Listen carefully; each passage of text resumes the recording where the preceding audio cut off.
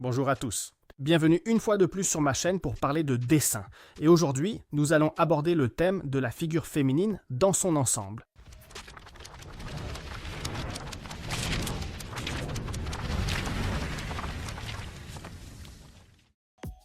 Aujourd'hui, comme tu l'as sûrement déjà vu dans la description ou la miniature de la vidéo, je vais traiter la figure féminine dans son ensemble.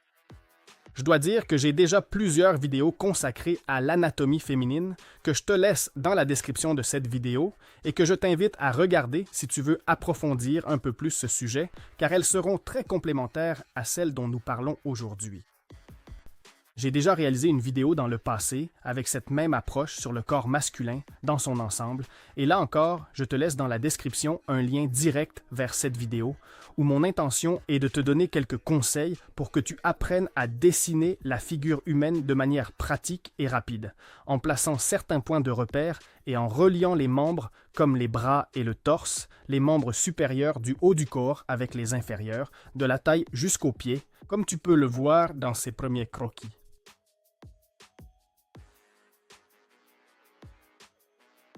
Et je sais de première main que certains d'entre vous ont des difficultés à trouver ces petits détails, ces exercices, pour donner un peu plus de sens à la figure humaine, ce qui est précisément l'objectif de cette vidéo. T'enseigner des exercices pratiques pour que tu t'améliores dans ce domaine. Nous commencerons par décomposer petit à petit la figure féminine. Et cela, je l'ai déjà dit dans des vidéos précédentes, la meilleure façon de dessiner des formes organiques, dans ce cas le corps humain, est d'abord de la représenter avec des formes simples. Les articulations, les bras, etc., à l'aide de cylindres, de sphères ou de tout autre type de forme facile à comprendre. Ne t'inquiète pas des détails à l'intérieur du corps. Concentre tes efforts sur le fait de bien dessiner la silhouette en gardant à l'esprit des caractéristiques comme, par exemple, le fait que les hanches de la femme sont généralement plus larges que sa cage thoracique. Ces premiers croquis vont nous servir à comprendre comment représenter de façon simple les formes et la silhouette d'une femme.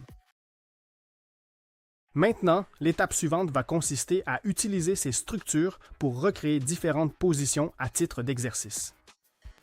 Essaye de varier au maximum les positions, même si, pour commencer, je te conseille de t'exercer avec des positions simples. Et comme je te l'ai dit tout à l'heure, ne t'inquiète pas des détails. Ici, ce que nous voulons, c'est que tu t'habitues à sa silhouette, à ses formes, que ton trait s'accoutume à les dessiner afin d'acquérir petit à petit ces automatismes tant recherchés au moment de dessiner le corps humain, ce qui t'aidera aussi très directement à travailler le fameux gesture. Une fois ces exercices terminés, nous allons voir ensuite comment transformer cette structure articulée de mannequin en quelque chose de plus organique.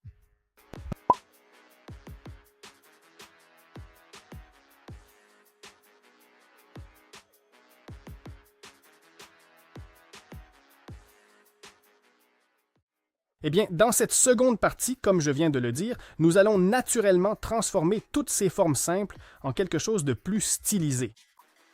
Je conseille une étude préalable de la figure humaine féminine, au moins un peu, pour avoir une idée de ce que sont ces courbes. Fondamentalement, ce que nous allons faire ici, c'est relier les articulations, essayer de transformer toutes ces figures en une seule pièce. Et encore une fois, concentre tous tes efforts sur une bonne interprétation de la silhouette et non sur les détails. Si les formes sont bien réalisées et cohérentes, ajouter les détails à l'intérieur du corps te sera beaucoup plus facile. Ce travail peut s'avérer un peu compliqué pour certains. Donc, une fois ces images conceptuelles terminées, je te donnerai quelques exercices faciles à appliquer qui, j'en suis sûr, te faciliteront cette tâche. Parfois, dans les commentaires, j'ai rencontré certaines personnes pour qui la représentation du corps féminin est difficile. Avec les exercices qui suivent, je vais essayer d'aider un peu à faciliter cette tâche. Personnellement, ce qui m'a le plus aidé, et je pense que ce sera aussi ton cas, c'est de travailler les formes du thorax et des hanches ensemble. Cherche des formes prédéfinies pour représenter cette partie de la silhouette féminine. Je te conseille d'associer cette silhouette à un sablier simplement comme source d'inspiration et de concentrer ton attention sur le fait que les proportions soient correctes. Il est également important que tu remarques la position des hanches par rapport à la cage thoracique qui, comme tu peux le voir, est légèrement inclinée vers l'avant. Les lignes rouges sont simplement une façon de souligner la structure que tu peux parfaitement utiliser pour la création de tes croquis. Utilise ces formes de manière régulière et tu verras qu'au fur et à mesure, tu t'y habitueras et il te sera plus facile de créer le corps féminin. Nous allons maintenant faire la même chose avec la partie postérieure, où, comme tu peux le constater, la silhouette ne change pas. Ce qui change, c'est le positionnement des formes qui sont les mêmes, mais dans le sens inverse. Entraîne-toi en conséquence et, une fois de plus, accorde une attention particulière au positionnement des hanches.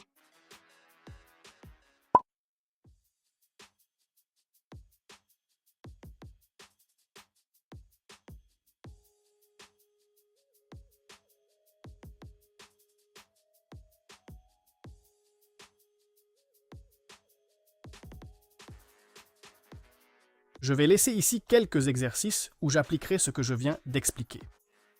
J'utiliserai les figures vues précédemment comme base pour dessiner les prochains croquis, en gardant à l'esprit que le corps est, dans une certaine mesure, flexible, surtout lorsqu'on parle du système torse, taille, hanche.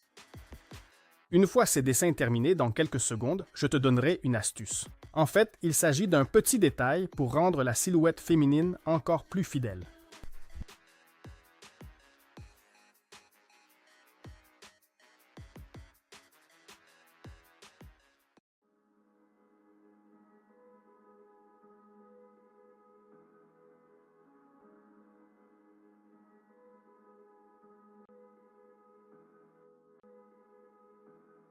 Et donc, dans cette dernière partie de la vidéo, je vais dessiner un peu à ma façon pour te donner un conseil au moment de connecter les membres inférieurs avec les supérieurs, les cuisses avec les hanches. J'aime beaucoup exagérer les formes, comme tu peux le voir, et grâce à cela, il me sera plus facile de t'expliquer ce petit détail. Essaie de souligner ou d'exagérer un peu cette petite protubérance qui se forme à l'entrejambe, exactement au niveau du muscle adducteur. Comme je viens tout juste de le mentionner à l'instant, ce n'est en réalité qu'un tout petit détail technique, mais il fera véritablement en sorte que les corps ainsi que les silhouettes que tu dessines paraissent beaucoup plus organiques, et même un peu plus naturels dans l'ensemble. Eh bien, comme dernière réflexion et pendant que je réalise cette petite illustration, j'aimerais dire que ma façon de voir le dessin, en dehors de l'hyperréalisme, consiste à modifier la réalité. Exagérer des formes telles que les hanches, la poitrine, les fesses, par exemple, donnera plus de sens à ton dessin, ou du moins, c'est ainsi que je le vois, un peu plus de personnalité.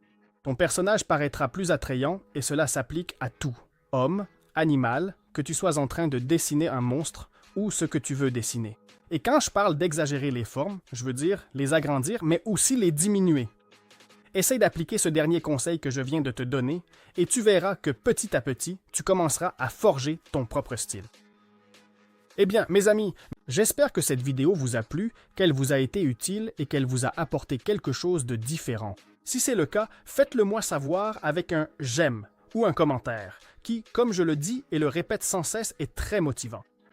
Un grand merci à tous d'avoir visité ma chaîne et de m'avoir écouté.